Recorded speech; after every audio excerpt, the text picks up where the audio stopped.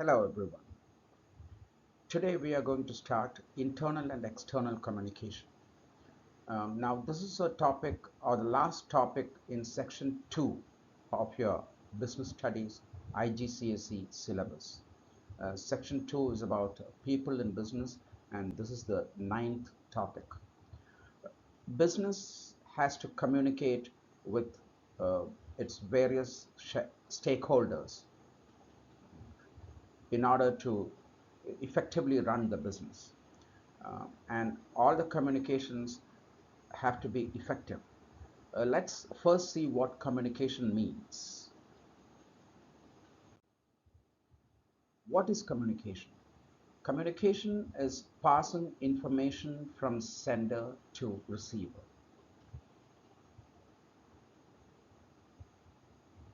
All right, if passing information from sender to receiver is communication, then what is effective communication? Communications in business have to be effective in order to for the business to reduce costs. So let's see what effective communication is. Effective communication: when a message is sent by the right person using the right medium of communication to the right person, and the receiver understands the message and sends a feedback, the communication is said to be effective. I repeat, when the message is sent by the right person using the right medium of communication to the right person and the receiver understands the message and sends a feedback, the communication is said to be effective. Now here, this feedback is very important. In order for the communication to be effective, a feedback is necessary. Only if the receiver responds to the message, you call the communication effective. Here is a picture of an effective communication. You see a message is sent and the receiver sends a feedback.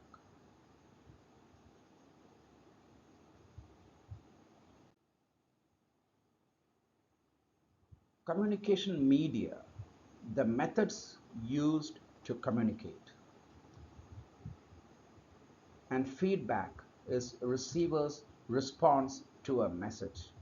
Now, communication media could mean the, the, the phone that you use to communicate. You can send text messages or make calls or send emails. Uh, uh, there are other methods of communications like sending a letter, or what do you call it? Video conferencing.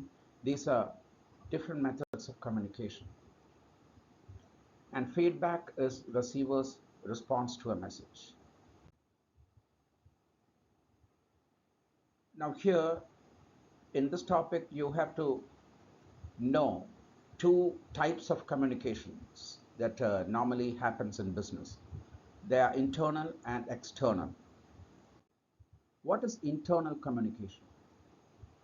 Communication among employees within an organization, that is between colleagues, managers and subordinates, communication between different departments of an organization, etc.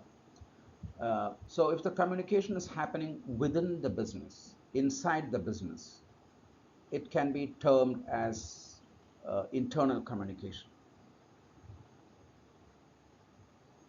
Then what about external communication? Oh, before that, let me show you some examples of internal communication. There will be a fire drill at 11 a.m. This is a communication on the notice board of a business. Machinery is broken down, send the engineer. That's a telephone call. That's also an internal communication. Keep the door locked, sign on the door, internal communication. There will be a meeting for sales staff at 3:30 p.m. That's a text message for all the sales staff in a business.